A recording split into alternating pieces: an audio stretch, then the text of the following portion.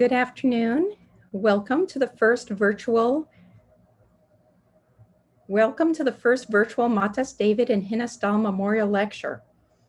My name is Dr. Dahlia Sheffitz, and I am a professor of pediatrics at Rutgers Robert Wood Johnson Medical School. I am the co-chair of the Stahl Lecture, along with my colleague, Dr. Nir Eyal, who is the inaugural chair of the Henry Rutgers Professor of Bioethics and the director of the Center for Population Level Bioethics. This center is new at Rutgers. It started about 1 year ago with Dr. Eyal in the lead, and it is dedicated to population level bioethics, meaning the study of ethical dilemmas that come up on the macro level, the policy level, in health policy and public health, not only at the bedside and the clinical setting. The Stahl Memorial Lecture began in 1998 with a donation by Dr. Ted Stahl and his wife, Dr. Eva Stahl of blessed memory, to the Robert Wood Johnson Medical School. Both lifelong physicians, the bioethics inherent in medicine was always a topic of great interest to them, and the funds were used to invite top bioethicists to our medical school. This lectureship was created in memory of Dr. Ted Stahl's parents, who lived through two major wars, the Holocaust and the Depression. Throughout their lifetime, they became renowned for their commitments to ethical values and appreciation of history and culture. Before introducing our lecturer, Dr. Tia Powell, I would like to turn over the discussion to Ms. Lauren Stahl, who is the daughter of Dr. Stahl, and invite her to say a few words about the Stahl family.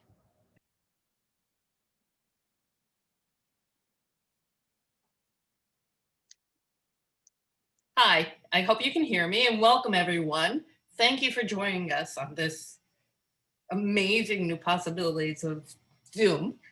I would definitely recommend everybody to go to the website through Robert Wood to see more about the family history as well as the past 23 years we have had. We've covered so much, and in honor of my Oma and Opa, my grandparents, as well as my mom's parents and my mother and my eldest brother who passed, we've covered subjects that have been so paramount in our society on so many levels. So with that, please do that. But on the flip side, thank you. Enjoy knowledge. This is one thing that my family has always been so profound about: encouraging research, understanding, sharing, trying to understand every aspect and sharing the information with others and trying to understand the other side, which is so important in this day. So with that, I'm going to pass it back over and enjoy it, have fun, ask questions, please. I mean, do the myth of my family. We always ask questions. Nothing is silly. Just keep asking questions to the panelists and everyone you see. Thank you. Thank you, Lauren. That was wonderful. And thank you for the segue about asking questions. I wanted to remind everyone to please put your questions in the chat function. And Dr. Dan Hausman, who is a research professor and philosopher at NIRS Institute, will moderate these questions after Dr. Powell finishes talking.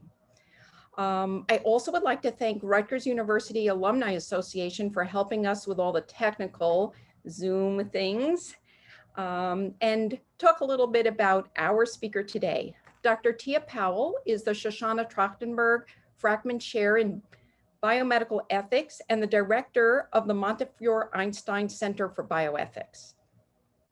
She is a professor of epidemiology and psychiatry at the Albert Einstein College of Medicine.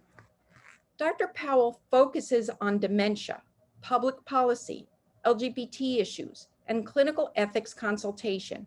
She has served 4 years as the executive director of the New York State Task Force on Life and Law, which is the New York State's Bioethics Commission. She has worked with the National Academy of Science, Engineering, and Medicine on multiple expert work groups and currently chairs a project that will recommend a research agenda for behavior and social science support for those with dementia and their caregivers. Dr. Powell was a Health and Aging Policy Fellow, serving as a senior advisor for Health and Human Services to help develop federal initiatives related to dementia and ethics.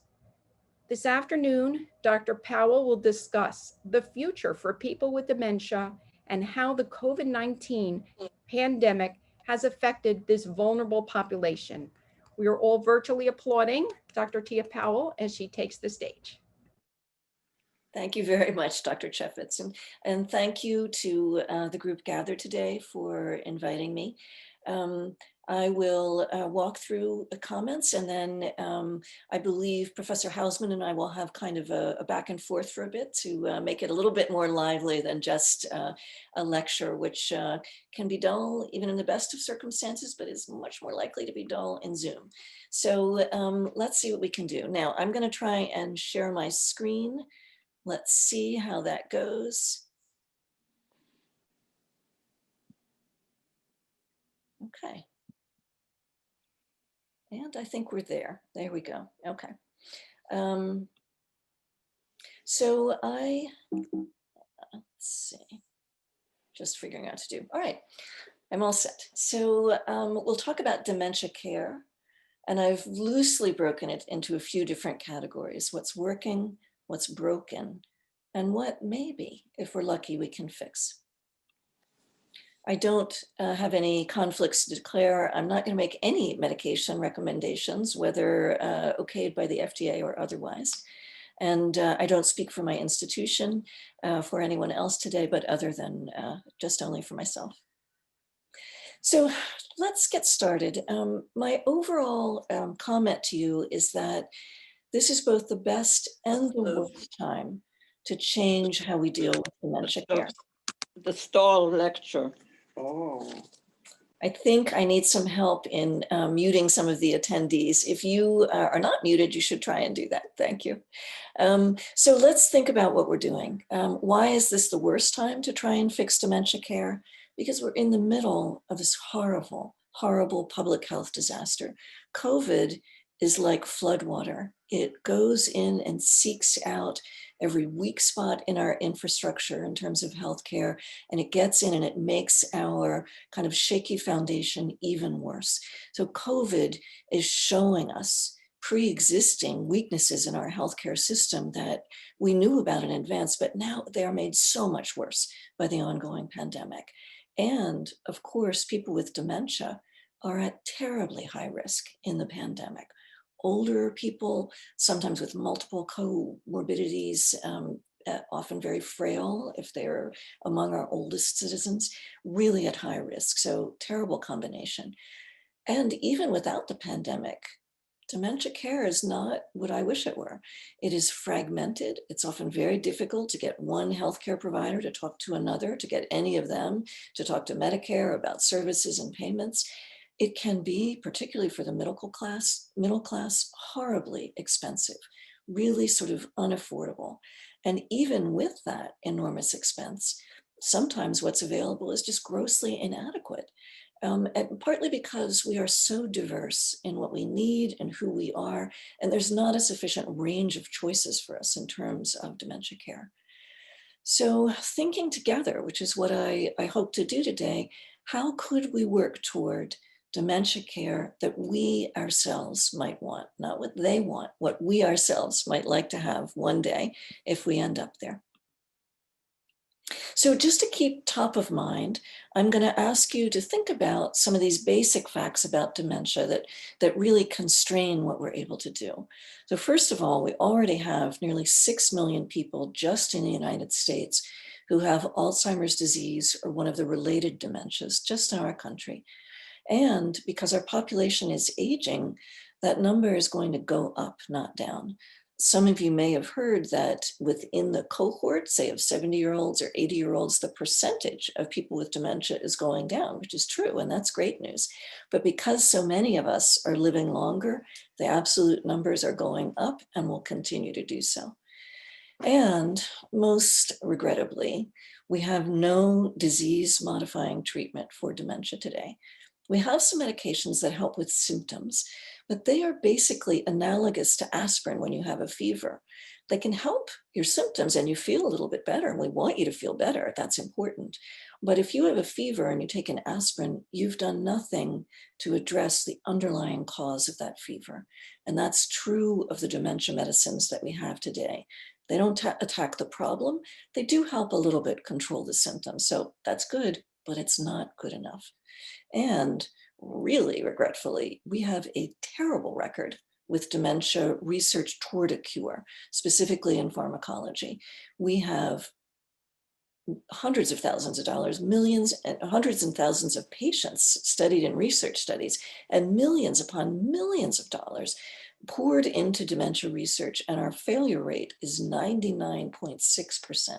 We are really not where we want to be. And by the way, the failure rate in other major diseases like cancer, heart disease is nowhere near like that. We have much greater success in other areas of medicine.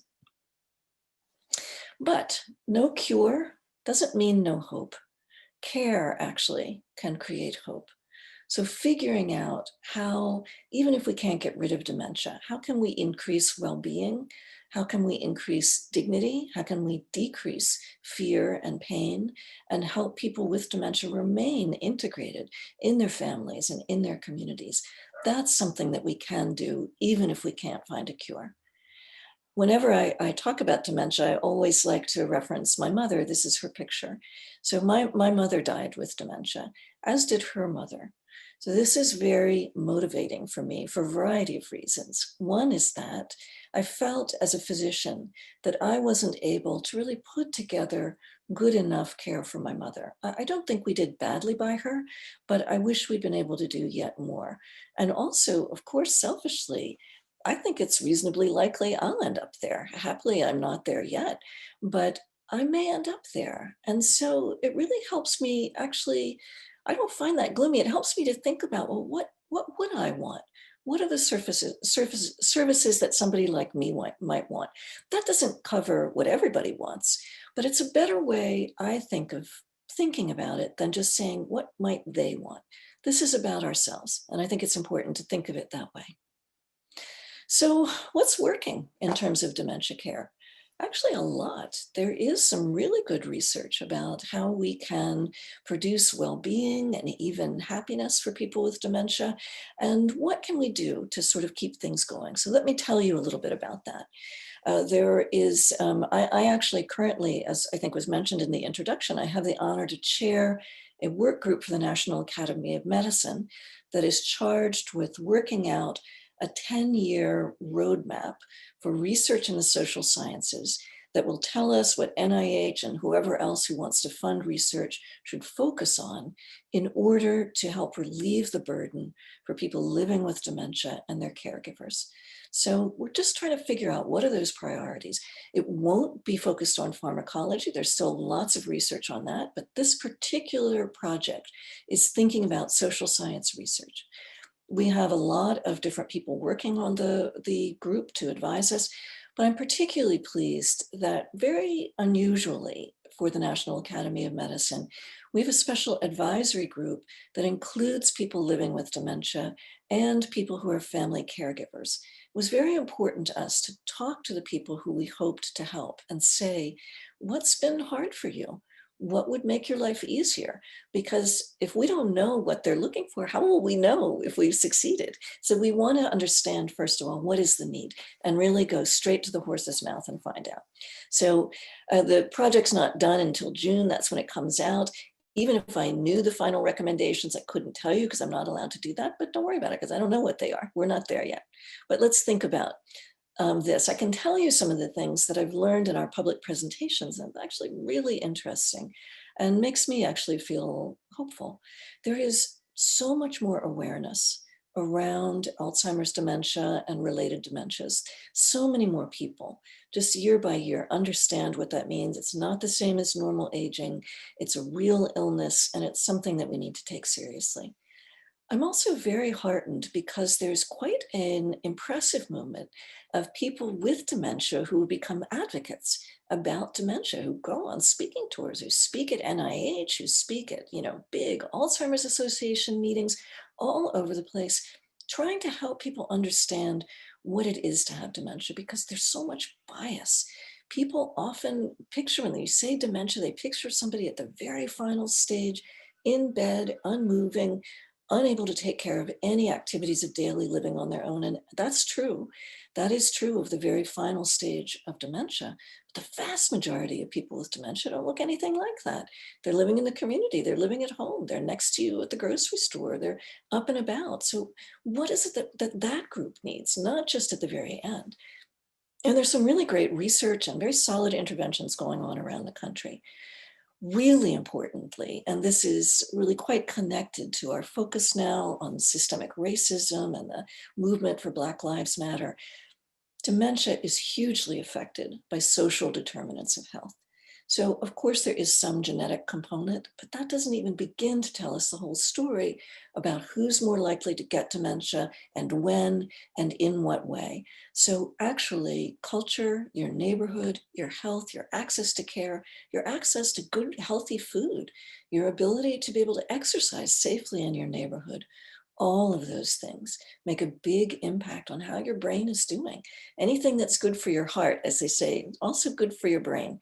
So we really need to think about just a whole 360-degree tour of how we can help support people in our country as they try and hold off dementia for as long as possible.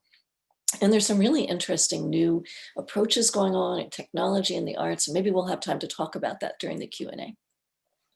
So really, I would say about dementia care, it's a long story. And what I mean is that to make it better, we really are going to have to unpack the whole thing and look at every step from start to finish.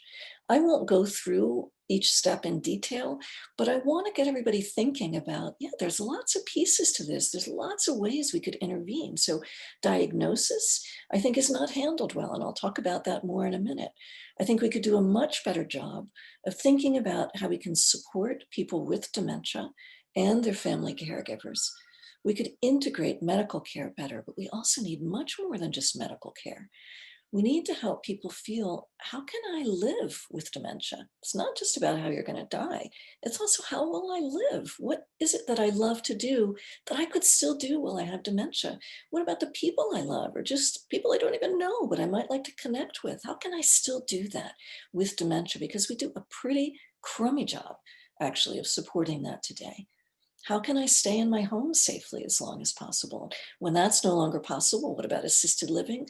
What about towards the end when I need a lot of help? What about nursing homes? Can those be better?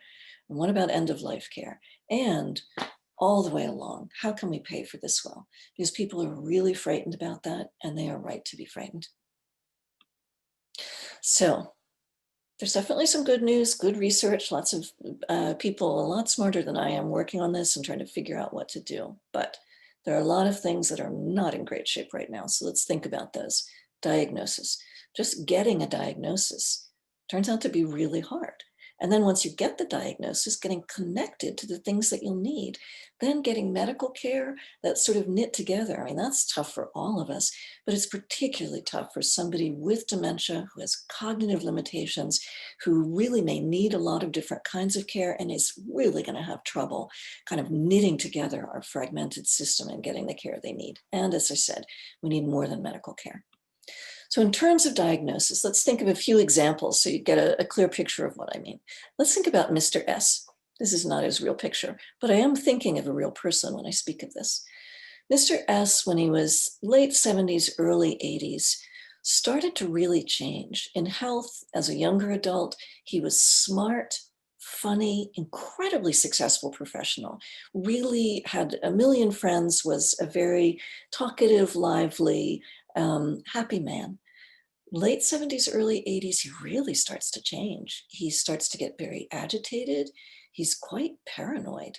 He'd been married for nearly 60 years and totally out of character. He started at times to be violent with his wife of almost 60 years, pushed her down, not just once, but a number of times, was quite difficult, quite violent at times with people who came to care for him in his house. And he was also incontinent. His wife was very troubled by this. She actually got him to see a geriatric psychiatrist. But because Mr. S didn't particularly have prominent memory problems, wasn't really his memory, it probably wasn't Alzheimer's dementia, the geriatric psychiatrist said it wasn't dementia. Saw this gentleman for a number of years, and they mostly chatted about local restaurant recommendations. He offered no medication, never spoke to the wife, didn't entertain any of her questions about the agitation and the violence. He said, I didn't see it, so I can't really comment on that. Ultimately, Mr. S fell and hit his head. Because of that, he ended up seeing a neurologist because he had a little bleed in his head. So he went back a few times. And in one of these visits, incidentally, at least 5 years after these symptoms had started, the neurologist mentioned in passing, oh, that happens with people with dementia. That was the first time Mrs. S ever heard a doctor say that word, after she herself had asked about it. This is completely unacceptable. The S family had resources. They were sophisticated people. They got in to see lots of different doctors, and every one of those doctors failed them. And it's, there are some doctors that argue, well, why should I tell anybody that I have dementia? There's nothing I can do about it. I'll tell you, this family was really harmed by that. It's not okay. Here's another example. Mrs. C, that's also not her real picture, was about 63 years old. She was a very capable, independent, professional woman.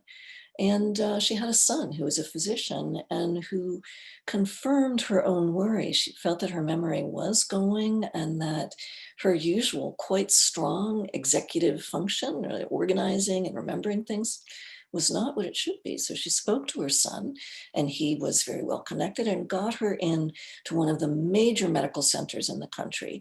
And they did a fabulous medical workup, everything you could think of. And then he brought Mrs. C and her physician's son in, and he said to them, yes, look, all these tests I've done, it is clear you have early onset dementia. And that was basically the end of that medical visit. He said, there are no particular treatments. If you want to sign up for research, you can. Why don't you make an appointment on the way out and come back in 6 months? Mrs. S, though with dementia, an incredibly intelligent woman, was crushed by this. She felt as if a bomb had been dropped on her. That is a quote. She was in no way connected with any social supports. She had all kinds of questions. Did she have to stop working? Should she move? Could she stay in her home? What if she became really foolish with her money that she'd saved so diligently for decades? So I would say this major medical center did all the medical things right. And in that technical sense, they met, even exceeded our standard of care. I think that's the wrong standard of care. It may not be the physician's problem to get her connected to supports, but it certainly is the patient's problem. And we need to think about a different way of doing this. I also think we've got some trouble in terms of our dementia workforce. This is an incredibly common problem. It affects a lot of people, and only more of us are going to go there. And we've set it up in terms of our healthcare policies. I know everybody who works to take care of people with dementia, from the physician to the direct care worker, everybody in between, we're going to pay them as little as we possibly can. Okay, it's not a very good business plan. We have a growing need for people with this expertise, and the numbers of people who supply it is shrinking because we don't pay them in part. There have been multiple efforts to fix this. A lot of people are working on it, but I'll tell you right now, it is not fixed. For instance, for geriatricians, this is an aging workforce. Obviously, they work on aging, but the geriatricians themselves are aging. This is the only fellowship that I'm aware of in medicine that you can do, and after you've completed it in good standing, your predicted income will decrease. So that, again, not a great business plan. If you'd like to have more geriatricians, more specialists who really know how to take care of older people with multiple complex problems, and we need them, I'm not sure it's a good idea to make them get paid less than if they had not done a specializing fellowship. But many of the fellowships across the country don't actually fill. We have training spots that don't fill because people have enormous debts coming out of medical school. They have to feed their family and they can't afford to do it. This is a bad plan, and it's been that way for a while. But there's also, what about the people who provide the direct hands-on care to people with dementia? We've done so badly by this group, largely women, usually black and brown women, and many, many recent immigrants as well. So here's an example. Again, this is not the real picture of Ms. L, but a typical person who works in providing direct care for people with dementia is someone like Ms. L. As it happens right now, she works 3 different high-risk jobs. She works in 2 different skilled nursing facilities, and she provides home care at someone's home. In all of those jobs, her pay is very low. It's actually only quite recently, in the last couple of years, where these home care workers were permitted to have the minimum wage laws apply to them. Before that, there was no reason that they had to even receive minimum wage. But she works these 3 different jobs because no one wants to give her full-time work, because then they'd have to give her benefits. So she has no benefits. She has no sick leave. So if she's feeling poorly and she doesn't show up to work because she's worried about communicating something to that frail older person she cares for, she won't get paid. She's already working 3 jobs, barely making minimum wage, has maybe some kids to feed, which is typical for the profile of this kind of worker. And she can't feed her family if she doesn't go to work. This is, again, a terrible business plan. This is no good. In many of our nursing homes, there was limited personal protective equipment on the job, and access to COVID testing was limited. So how has our COVID response been for people with dementia? Not so hot. As many of you are aware, 40% of the US deaths from COVID have been in nursing homes, and most of those are people with dementia. So, but let's think about nursing homes just before the pandemic, just in general. This is for the people who are most at risk in our society. Many of them are oldest old, many with multiple illnesses, each chronic, serious, any one of them might prove fatal, but they have piled onto them multiple potentially fatal illnesses. And even in regular times, 1/4 of the deaths in the United States are from people living in nursing homes. So of course, there were going to be deaths during COVID. These people are so vulnerable. And indeed, a major function of nursing homes is to provide good end-of-life care. Because frankly, for long-term residents of nursing home, the most common discharge is death. This is what they need to do, and indeed what good nursing homes do. But during COVID-19, man, it was just awful in the nursing homes. It was terrible, such a high-risk population. And death was actually just going to happen. We knew that. You can't, is a population where a urinary tract infection, something that a person listening to this talk might have and not even know it, was enough to prove fatal for many nursing home residents. And there were incredible challenges. It was very difficult to get personal protective equipment for the people working there. So people like Miss L would go from facility to facility to facility, and they might expose people in multiple homes if they themselves had contracted COVID. It was very difficult, if you remember, in the beginning of the pandemic, to get testing and see who was and wasn't positive, so you could tell nursing home workers to stay home, or even be able to segregate different people in a nursing home, different residents, away from each other and stop the spread. It was very difficult to isolate cases because of the problem with getting testing. And I'll tell you something else that is, to me, really heartbreaking. This is actual data from my institution at Montefiore over in the Bronx. We were very hard hit by COVID, as were many facilities in New Jersey and New York. We were in the eye of the storm. Although I guess the eye of the storm is not that violent. We were in the hardest part of the storm. But just walking you through, this little graph shows mortality for people with COVID who are on a ventilator.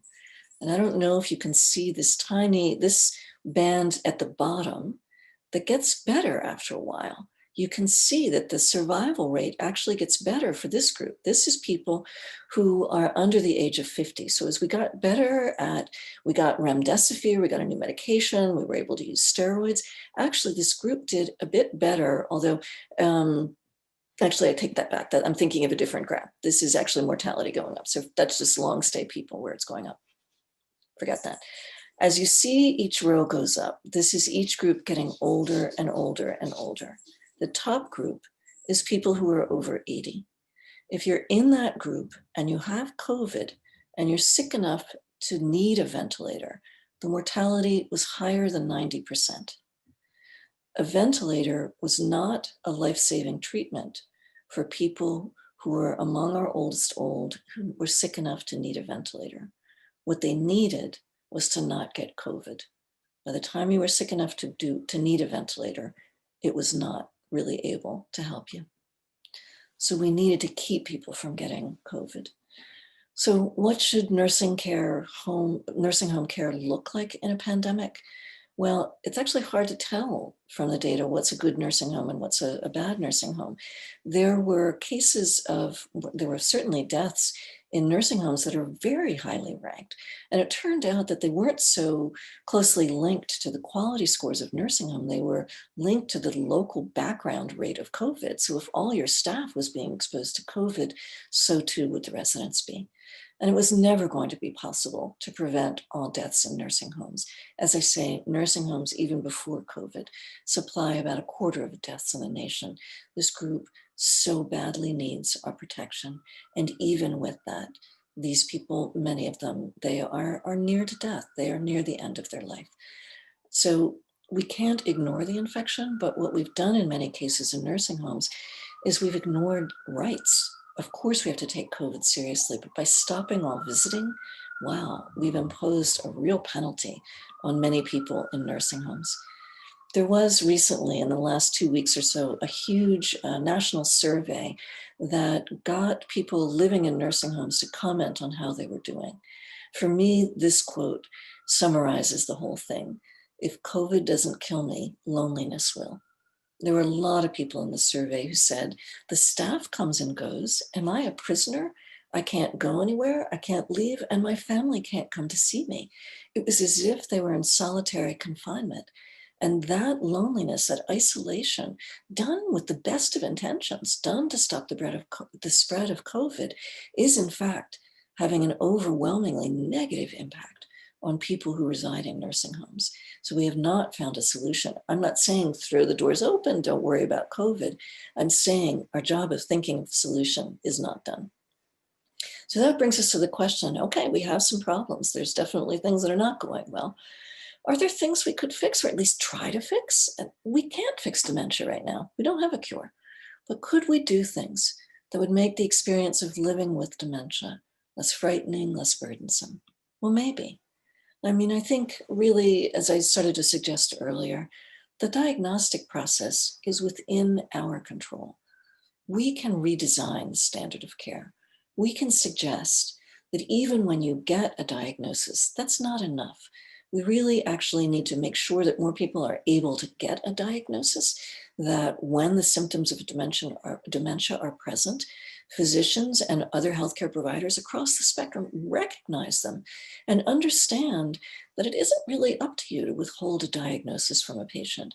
Yes, you want to be careful. It's a scary diagnosis, but that information belongs to our patients. That's a central precept of bioethics. It's not the doctor's information. They obtain it from your body. It belongs to you in a profound way. So we need to get the diagnosis out. We need to make sure more people know how to do that. But we also need to move toward a team model. I don't think the neurologist should sit with you for an hour and talk to you about what options there are in terms of housing and social work support.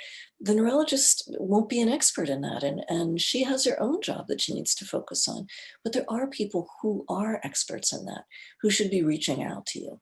In some programs, they do that right now. NYU, for instance, not where I work, typically when they make a diagnosis of dementia, they will ask permission from the person to say, this is a lot to take in. We'd like your permission to have somebody from our team contact you next week see how you're doing, and talk to you about some things that you may want to know about so we can begin to see for you what would be helpful. We need to do medically useful testing. That doesn't mean every test in the book. And we need to get people connected to services. As I said, one of the people that I've spoken to about the diagnostic process said, it felt like somebody dropped a bomb on me. That's not what we're looking for. We want to build a safety net, not drop a bomb. So what about this more than medical care? What do I mean by that? What constitutes that? Well, there's a lot of things that are not medical that a person with dementia may want to know about. I mean, among other things, there's a $3 billion a year elder financial abuse problem in the United States. And I'm very sorry to say that even if you have family who are taking care of you and looking over your accounts and paying bills for you, a really disheartening amount of that financial fraud is done by relatives and people known to the person with dementia. It's really a shame. So we actually need some better systems.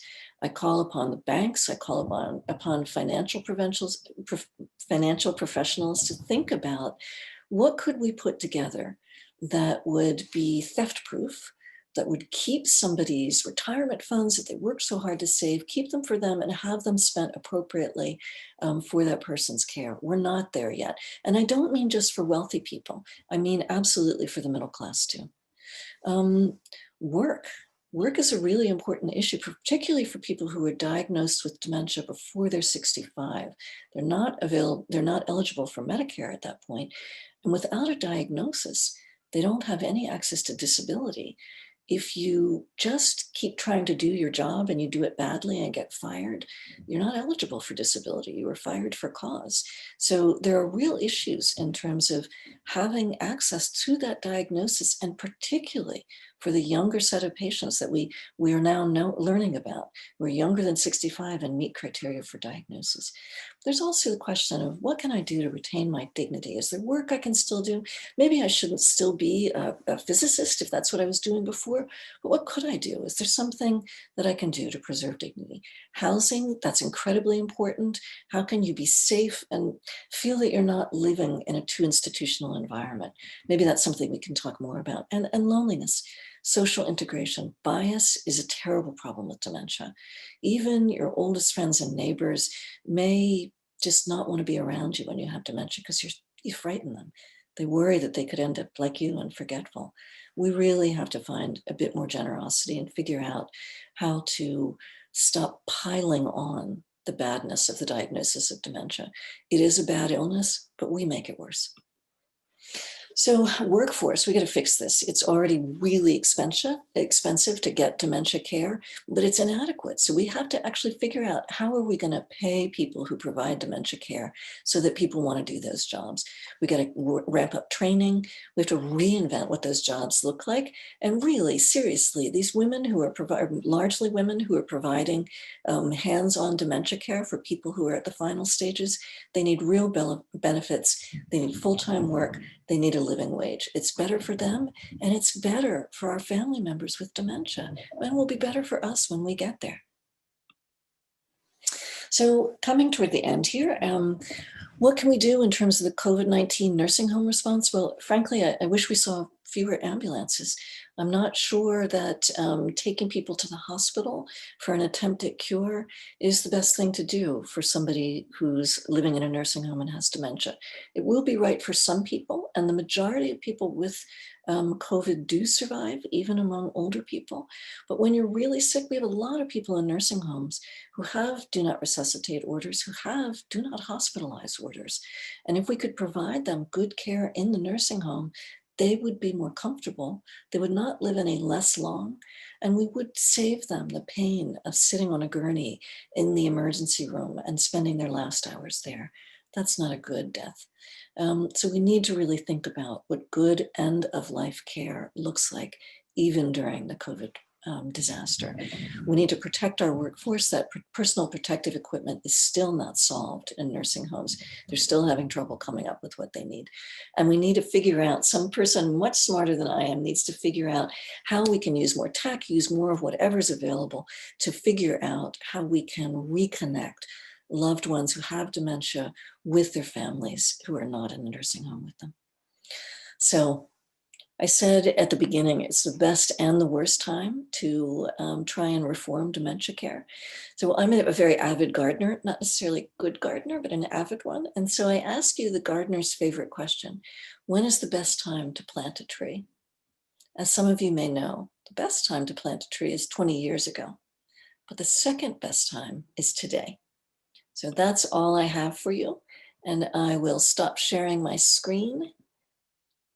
There we go. Okay, I'm done. And Professor Hausman, I think we're over to you. Thanks so much. That was really a wonderful presentation. Am I being heard? By me, yeah. Okay, good, good. Yeah. I'm sorry, I'm not that expert with Zoom yet. There were a number of wonderful questions people sent, and I'm sure more people will be sending questions now that we're into the question period. Going to the questions that came in first, I think rather than asking any myself, I think I'll turn directly to the questions that the audience has posed. One question, which I think is certainly something on lots of people's minds, is just why is it that research has failed so badly with respect to dementia risk? Why indeed? I mean, I wish I knew. I wish I had a better answer for you. Certainly the brain is incredibly complex. Because it's encased in your skull, it was actually kind of hard to study the brain in living people until relatively recently, until you have things like MRI scans and PET scans. You couldn't get through that, hard skull of yours to see what was going on in there. So, and to really understand dementia, it's been very helpful to look at, sort of real-time function, where things are happening. But so brain research generally is really something that's coming of age now. So it doesn't have as long a history. But I also think until just a few decades ago, people didn't think of dementia as a disease, really. They just thought, well, it's just aging. There's no point in focusing on that. So we focused earlier on cancer, on heart disease, also important and potentially fatal illnesses. And we got farther. We didn't start on dementia when we started thinking seriously about heart disease. So I think it's a combination of multiple things. I also personally, and this is controversial, not everybody agrees with me, I also personally think we spent a long time on the wrong track, on something. There are, plaques and tangles in your brain, and we've been focusing a lot on something called the amyloid plaques. We have had just so much research focused on that, and it has never yet actually demonstrated that getting rid of amyloid helps prevent dementia. We've been able to get rid of amyloid sometimes, it just didn't make people better. There is one drug that's quite controversial that's now before the FDA looking for approval, but even its most hardy supporters agree that it's not necessarily a game changer. It will make a huge amount of money because there's nothing out there that claims to be a game changer, to change any of the underlying course of dementia. But we are not where we should be. I hope we get there, but I'm a sort of Debbie Downer MD on the topic of how quickly we'll get a cure. So we need to figure out, we're going to have dementia. I worry that I may have it. Even if we get a cure tomorrow, I'm also sorry to tell you, it's probably not going to help the baby boomer generation, because whatever is happening in our brain, it's there. It takes a while for those things to get tangled and those plaques to form. Whatever the pathology is, it's already cooking, and it takes 10 or even 20 years before you get symptoms. So my brain has done what it's going to do. And even if somebody came up with a great drug tomorrow, I don't think that it would help me personally. So I'm going to need to figure out how to live with dementia, and so are many of us, I fear. I know that you were critical of nursing homes in terms of transferring people to the hospital when it'd be better for them to stay. What other things are nursing homes doing better now than they were doing at the beginning of the COVID pandemic? And what sorts of other things might they do better than they're doing now? Well, overall, I'm actually not that critical of nursing homes. I think they really got slammed because of the high rate of mortality in nursing homes.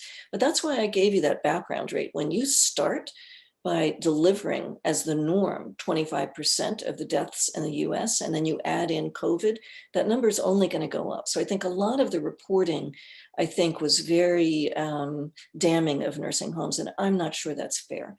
If you have congregate living and you have the most fragile people who are alive on the surface of the earth, they're together, bad things are going to happen no matter how you run it. I'm not using that as an excuse. Of course, we need to think about better, but I'm not overall anti-nursing homes. I think we need to recognize that there will be high mortality because, you know, these are people who are, for the most part, near the end of life. I'm talking about the nursing home long-term residents, not those of us who get a hip fixed and go in for 90 days and come back out again. So what could you do better? I think we need to figure out how to reconnect the people living in nursing homes with their loved ones. It's been the most heartbreaking thing. And if you have time, you should Google Altarum, A-L-T-A-R-U-M. It's a wonderful nonprofit in Washington that studies aging and dementia. And they did this fabulous survey, and the quotes from the people living in nursing homes would bring tears out of a rock. It is just so moving. So that's no good. And if you ask, I mean, some of the things that people said are, you're telling me I might die a few months sooner, but I get to see my grandchildren again? Sign me up. Like, I'll make that trade right now. So I think a lot of people appreciate that people are trying to protect them who live in nursing homes, but that's not what they want. They know they don't have that much time left. They want the quality of that time left to be better. It's the motto of hospice and palliative care: make every day as good as it can be. So that's not what we're doing right now in the nursing homes. And I think you got to teach family members how to use protective equipment. You got to make it more available. We got to address our supply chain problem. And you've got to make it so that people can come back again and that they can touch each other and at least be near each other and care for each other. So I think I really want to loosen up on that. I think we have actually trampled on the rights of people with dementia. Some of them cannot now tell us their preferences, but we know what they were from before. And they're not saying, a lot of them are not saying, do everything you can to make sure I eke out every day possible of my life, even if I never get to talk to another human being. That is not what, that was not the instructions we were given. And that's what we're doing. So I think it's wrong. I think it's done with good intentions, but I think we got to rethink it. So that's what I would say. And it's not going to be easy. It's really tricky, but we got to do something different, because this is, we can't prevent deaths for everyone in the nursing home, but what we're doing is providing bad deaths. I don't like that. That's not fair. So good nursing homes, all the things they learned to do over the years with music and activities and plants and pets and all that stuff, it made living with dementia, you know, there was some sweetness there. And now they're not doing any of it. And it's pretty miserable. So I think we got to rethink this. I'd love to get rid of COVID. I'll tell you, I hope this vaccine works. You need to realize it's not going to work for people in the nursing home. The oldest don't respond to the flu vaccine. They're very unlikely to respond to the COVID vaccine. So we need to protect their workers. The workers should get the COVID vaccine when it's available, but we still will have a problem protecting older people in the nursing home, and the vaccine for them personally is not a game changer. You mentioned, as an aside in your talk, that the rates of dementia at different ages has actually been declining. And I wonder what the explanations for those have been offered and how that might relate to what you had to say about the social determinants. Yeah, that's totally fascinating. I certainly don't have a proven answer. And if anybody does, that is worth $1 billion. So, you know, definitely get to work on that. There are a number of suggested contributions. Stopping smoking, so better cardiovascular health, seems to generally be extending our lives. And because we're getting more blood to the brain and all of that kind of stuff, but as I said, what's good for your heart, also good for your brain. So better cardiovascular health is part of it. Some people say maybe better education. For people who are 90, there were more people who would be 100 or 110 now. That was more common across the world for people to have very, very limited formal education. We've done better with that in the decades to follow. So some people argue you've trained your brain, you've made more connections. Formal education is not the only way to do that, but it's one way to do it. So maybe education is having an impact here where we're actually sort of making more complex connections in our brain so it has more resilience. Some people argue that. Diet, maybe. I mean, that's kind of like better, that is a piece probably of better cardiovascular health. So places that eat a diet that's more rich in fruit and vegetables tend to do better, what they call the Mediterranean diet. So that might be useful, sort of less meat, less dairy, which is bad news for me. I love cheese, and I only like cheese that's incredibly, it's basically solid cholesterol. I only really like the fancy stuff. So this is a challenge for me. But I think all of those things, the things that your mom could definitely have told you would be healthy for you. You should get up off of the couch. Don't just sit there and look at your screen all day. Get outside, talk to people, stay socially connected, use your noggin, stay fit. I would also say supplements, I'm not a buyer. I think it's nonsense. If you want to spend your money, if you have money that you can spend, get yourself a pair of comfortable walking shoes and get to a place where you can comfortably walk. That is so much better for you than any of this, sort of billion-dollar industry and supplements and stuff. If you sit on the couch all day and take supplements, that is not going to make a dent in your chances of getting dementia. Here's a really loaded question. There's some activists and bioethicists, for example, Rebecca Dresser, who argue that dementia really isn't anything bad, just a different way of living. It's a different kind of life. What's your response? So there's a really interesting disability rights movement that has come forward in recent years and has made wonderful, wonderful contributions. I think the amount of stigma and bias toward people with disability, including cognitive disability, is vast and terrifying, and it's everywhere. I do think dementia is not merely a different way of being, like being a person of very short stature, or even being a person who's deaf, who could live a normal lifespan. Dementia is also a fatal illness. It is a thing you die from. It is in the beginning stages. I'm sure there are people that are listening to this talk today who probably have the beginning stages of dementia because it's common. It's all around us. It's in our families, it's in our communities. But it is something that ultimately makes you so that you can't walk, you can't talk, you can't feed yourself, you're incontinent. That I appreciate the humanity of that person. I want that person to be respected, to be treated with dignity, but I don't think it's just a different way of being. It's a thing that kills you, like cancer. It takes a long time to do it. That's not necessarily a blessing. Depends on where you are in the spectrum. So I think there is truth in that we have to not make dementia so scary. One of the saddest things in researching my book, I spoke to lots of different experts about dementia. And one of my kind of stock questions was, if you learned today that you had dementia, what would you do? And a significant minority of dementia experts said, oh, I'd want to kill myself. Okay, that makes me really sad. I don't want people to feel that that's their best option.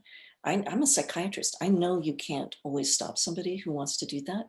I just don't want it to be their only choice. I would like people to feel tempted. If I could still really enjoy being with my family, if I could eat the food I like and do some things I like, maybe I'll stick around for a while longer. That's what I want us to work on.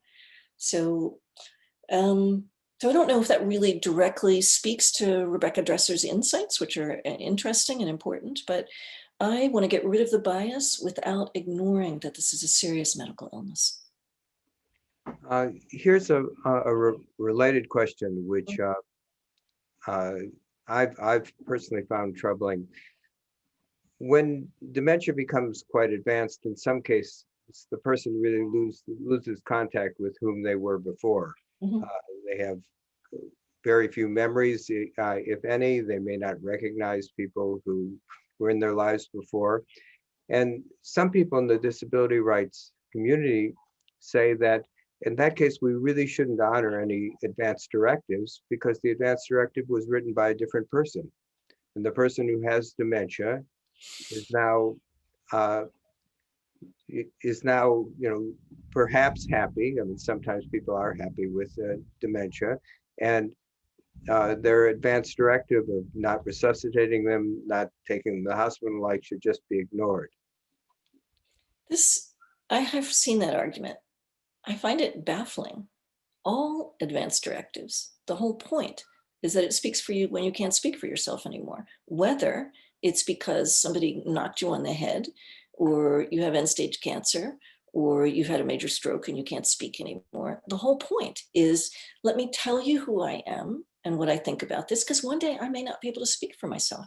I don't see that it's recognizing your family has nothing to do with it. If you, were in a terrible bicycle accident and you're in a coma, you don't recognize your family. If you have an advanced directive, that helps us know something. It may be wrong. It might have been that if you were able to wake up, you'd say, do something differently. But advanced directives have their problems in that often they're filled out without a really detailed knowledge of the states that you're thinking about. That's my problem with advanced directives. But the whole point of them is that they only activated when you can't speak and you don't necessarily recognize the people around you anymore. I mean, it's true of everybody whose advanced directive is in use. So I don't get it.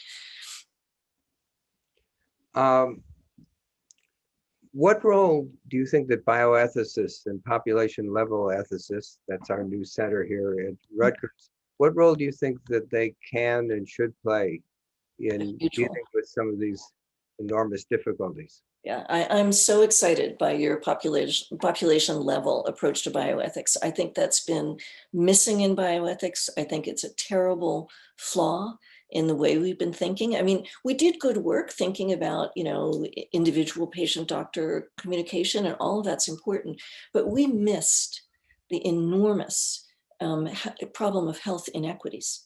We don't typically write about that. And that is the largest ethical failure of our healthcare system in our entire nation. So I think that looking at this at the level of policy, at the level of populations, is incredibly important and absolutely has been missing. And they didn't pay me to say this either. I actually really think this. So I think in terms of dementia, there's a lot to do in terms of policy. That's what I'm working on. I mean, I spent the earlier part of my career doing bioethics consultation, doctor to patient, back and forth, and trying to fix things at the level of the hospital. Then I went to work for New York State for a few years, and it was such a revelation to me. It's just different what you can do at the level of policy. You can't do this sort of empathic one-to-one work that is so meaningful, but man, you have the lever of change in your hand. You can effect change on a completely different scale. So thinking about that, helping elected representatives, helping policymakers think about these issues, think about bioethics from a policy issue is really important and has not been done anywhere near the extent that it should have been done. Well, we're just about out of time. I don't know if you want to continue. Much of our audience may want to leave at this point, but we could possibly go on for another 5 or 10 minutes if that's okay with you. Sure. If you have another question or two, that's absolutely fine. I'd be happy to do that. Well, in my chat, I have a large number of questions, and my difficulty has just been processing all the information. Well, one question which is related to something that we talked about before is, what do you think of advanced directives for future dementia that request no forced oral feeding? On balance, I'm actually not particularly a fan, but I'm not completely opposed to them either. I know that sounds wishy-washy, but bear with me. I think for the most part, if people want to eat and they're requesting food, it is pretty horrific for that person with dementia and for the person charged with caring for them to say, no, you signed a paper, and so I'm not going to do that for you. I think implementing that, first of all, it's going to be brutal in a nursing home. That staff that's so poorly paid, they are there because they love people. And they're incredibly warm and dedicated. And to tell them when Mrs. Smith stops you on the way and grabs your hand and asks for food, don't give it to her. It's going to kill them. So I think if somebody wants food, irrespective of what they've written, and most of the directives say this, go ahead and give it to them. if somebody doesn't want food and is actively refusing, I don't know that you need a directive for that. You shouldn't be, we don't typically, that's not the standard of care in dementia. We don't force feed people. It's long been the case that in advanced dementia, experts do not recommend a feeding tube. So you can already do that, and you should certainly put that in your advanced directive. When I have advanced dementia, don't give me a feeding tube, because it decreases quality of life and it doesn't increase length of life. It doesn't help you. But I think there are relatively few things one can enjoy toward the end. And almost everybody with serious dementia has difficulty swallowing. So if you do comfort feeding, just, a spoonful of something that you love, the borscht recipe that's been handed down generation to generation in your family, that's not going to slow death, because you can't take in that much, which is true of almost everyone who is dying of a chronic disease. Our body is shutting down. We don't take in that much. So I hate to think of going without comfort feeding. I don't think it increases length of life. And there are people who've come up with separate examples. There was just recently a wonderful essay in, I forget, it was either JAMA or the New England Journal, by Scott Halpern, a physician at NIH Bioethics Center, who talked about his grandfather dying of dementia in his home. And his grandfather determined that he wanted to stop eating and drinking. And he did do that. It took him several tries to do it, but he had a physician living in the house with him who could give him pain medication. But it's not without pain stopping eating and drinking. I used to think it was, but actually a lot of people report really uncomfortable sensation of thirst and that kind of thing. So it isn't trivial. I agree we don't have good solutions for people who are really frightened and don't want to suffer, but I'm more focused on not suffering, and I'd like us to find some better ways. So I'm not a super enthusiastic person about this. Is a very trendy thing lately, these directives. I'm not sure they're easy to implement. They're probably not legal in New York based on what our law says about oral food and fluid. You're not really able to sign away your right to do that in New York, but in other states it might be legal. I'm not a buyer. Well, the following question might actually be a good question to end this wonderful discussion on. And that is, you talked about the need, not just for good medical diagnosis, but for really a whole interdisciplinary team to do a good job. I wonder if you could give us any model of what sorts of doctors would be involved, what sorts of social workers, what sorts of expertise, what institutional basis there would be. Yeah. Are there any good models, or if there aren't, what would be your ideal fantasy of what we ought to bring about? I think that there are some institutions that really try to do this, that try to pull together a multidisciplinary team. And key to it is that it doesn't all have to be doctors. A lot of what we need is social support. So social workers are absolutely crucial for this. I think I think University of Michigan has a nice interdisciplinary team where they can sort of help work with families around behavioral issues and work with you very carefully to figure out what could we do to keep this so that, apparently this person's getting very agitated each day when such and such a thing happens. How can we problem solve with you? What could we do there?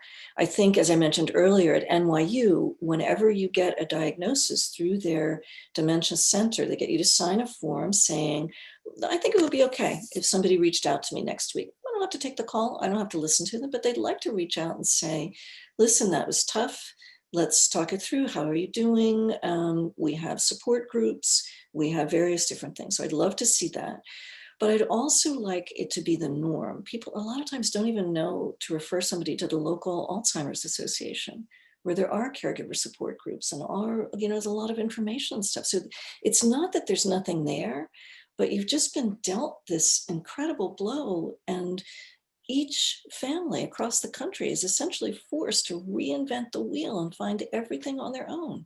How do I find an assisted living place? They won't take my mom. How do I find a trustworthy person who won't steal her jewelry while she's taking care of her? How do I, and there's lots of people, smart people all across the country, they're banging their head against the wall, which was what my family did. I mean, that's how I got started with this. My mom had 6 kids.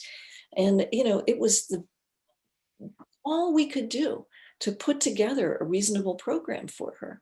She had doctors, she had lawyers, she had business people, she had an interdisciplinary team of children. And, you know, not everybody has that. Dementia is, for the most part, a disease of the elderly. A lot of people have outlived every relative. It shouldn't take a team of people with graduate degrees. It should be, you know, an easy pathway, a glide for you to get referred and sort of offered and offered again, all kinds of different options. And I don't know that that model exists, and it's partly a financial issue. We don't pay social workers, we don't pay anybody to sort of figure out why we would do that. But actually, I think if you did it, you would save money. Actually, you could get people to stay home longer, more comfortably. I mean, a lot of people have to be transferred to the nursing home because they can't figure out how to solve problems, basic problems at home. They have little rugs all over the house, so the person with dementia slips and falls and breaks her hip. Well, let's just go to the nursing home. If you'd had help with that before, that would save hundreds of, you know, getting rid of that stupid little, you know, $6 rug from Costco would have saved $250,000. Like, so there are programs. Actually, Hopkins has some great programs too, where they'll come and they'll look at your house and they'll try and do some dementia-friendly rehabbing so that you can stay there and think about grab bars and all the different things that an older person might need. So I think what I dream of doesn't exist, but the pieces of it are around. And knitting those pieces together is what I'd like us to do. You don't have to start from scratch, but that's what I would like. So by the time I get there, I would like to make life easier for my kids. I don't want them to quit the jobs that I paid unbelievable amounts of money so they could get an education, so they could have good jobs. I don't want to quit those jobs and take care of me. I want it to, like, you know, smoothly go forward so that to the extent that I'm around, I myself enjoy my life and don't feel that I'm a burden to the people who love me. That's what I would like everybody to have. That's a wonderful note. So Dahlia, I gather that you want to say some parting words. Yes, I want to thank you, Dr. Powell, for this thoughtful, humanistic, bioethically challenging talk. And I want to apologize to our many participants. I was monitoring the chat and the Q&A, many wonderful questions. We just did not have enough time to address them all. And I was hoping all of you could virtually thank and applaud Dr. Tia Powell for her time with us, and thank everyone who helped this work for the very first time virtually. Thank you so much. Thank you very much. Have a good evening, everybody.